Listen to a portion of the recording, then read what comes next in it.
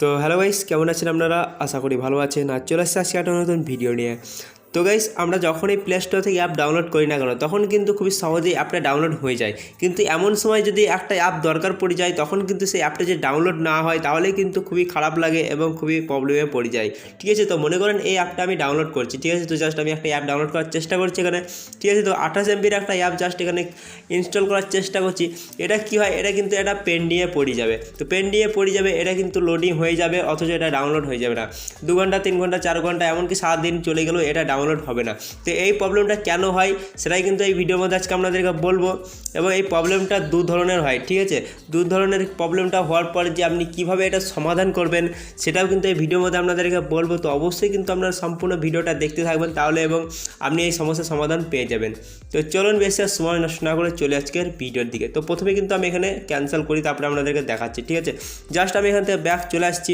ঠিক আছে, ব্যাক চলে আসার পর প্রথম সেটিংটা আপনাদেরকে যেটা করতে হবে, ঠিক আছে, তো দুটো সেটিং আপনাদেরকে বলবো। যে প্রথমটা আপনাদের কাজে না লাগে, দ্বিতীয়টা অবশ্যই আপনারা দেখবেন কাজে লাগবেই। ঠিক আছে, তো জাস্ট এখানে চলে যাবেন আপনাদের প্রোফাইলে। আপনাদের প্রোফাইলে যাওয়ার পর একটু নিচের দিকে চলে যাবেন। নিচের দিকে যাওয়ার পর এখানে পেয়ে যাবেন সেটিং।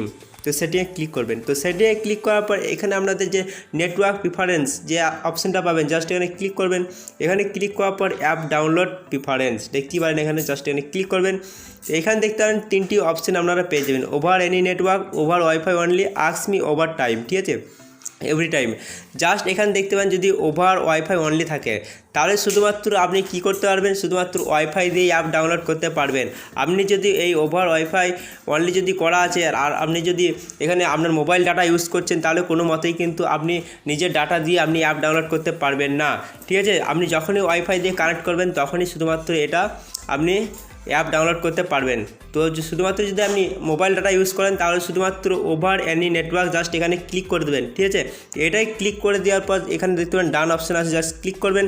ডান অপশান করে দেওয়ার পর কিন্তু অ্যাপটা দেখতে পারেন ডাউনলোড হবে। জাস্ট আমি আপনাদেরকে দেখাচ্ছি, এবার ক্লিক করে। ঠিক আছে, জাস্ট এখানে যে অ্যাপটা ডাউনলোড করার চেষ্টা করছিলাম, সেই অ্যাপটাই ক্লিক করবো আমি করবো এখানে। ঠিক আছে, জাস্ট এখানে ইনস্টল করার চেষ্টা করছি। তো দেখতে পারেন পেন্ডিংয়ে চলে গেলো। এবার ডাউনলোড হচ্ছে কি হয় না সেটা আমি দেখবো। ঠিক আছে, তো দেখতে পারেন এখানে কিন্তু ডাউনলোড হতে শুরু করেছে। দেখতে পারেন এখানে ডাউনলোড হতে শুরু করেছে। ঠিক আছে, তো এইরকমভাবে কিন্তু এটা সমস্যার সমাধান হয়ে যাবে। ঠিক আছে, তো এটা হয়ে গেল আপনাদের প্রথম। এটা যদি আবার কাজে না লাগে, তাহলে দ্বিতীয় যেটা করবেন, ঠিক আছে, অনেক সময় কি হয়, আপনাদের যে ফোন স্টোরেজ থাকে সেটা অনেক সময় ফুল হয়ে যায়। সে কারণে কিন্তু আপনাদের যে মোবাইলের অ্যাপ, সেই অ্যাপটা কিন্তু ডাউনলোড হয় না।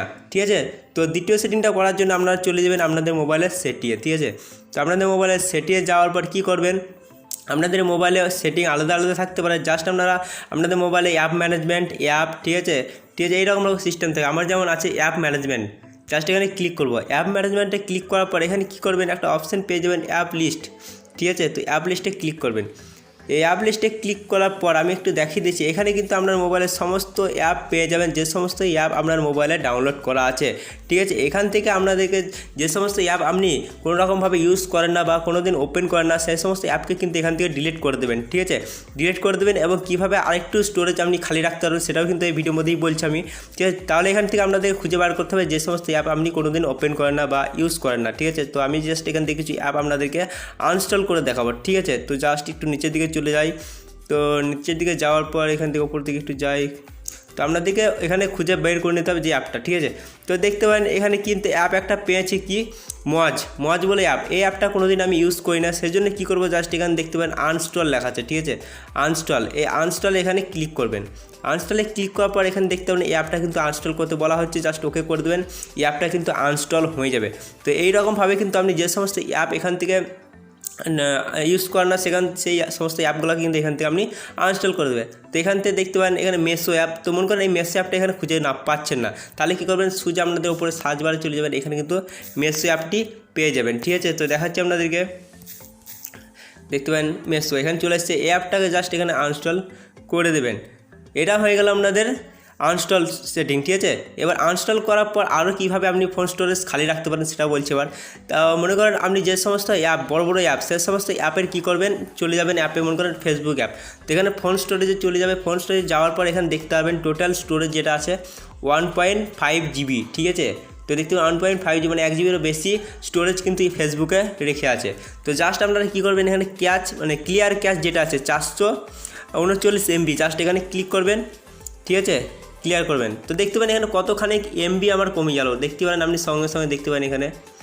তো দেখতে পারেন এখানে 608 এমবি হয়ে গেল, ঠিক আছে। 1 পয়েন্ট কত জিবি ছিল এখানে, ঠিক আছে, 1 জিবির বেশি ছিল, কিন্তু এখানে কিন্তু আমার হয়ে গেল কি 608 এমবি। তো ভুলে কোনো দিন কখনও কিন্তু আপনি ক্লিয়ার ডাটা করবেন না, ক্লিয়ার ডাটা করলে সমস্ত ডাটা উড়িয়ে যাবে এবং আপনাকে প্রথম থেকে লগ ইন করতে হবে, ঠিক আছে। এইরকমভাবে যে সমস্ত অ্যাপ বড় বড় অ্যাপ, সে সমস্ত অ্যাপে চলে যাবেন, সে সমস্ত অ্যাপে গিয়ে কিন্তু আপনি কী করবেন, জাস্ট আপনি ডাটা যেটা হয় সে স্টোরেজের ক্লিয়ার ক্যাচ করে দেবেন।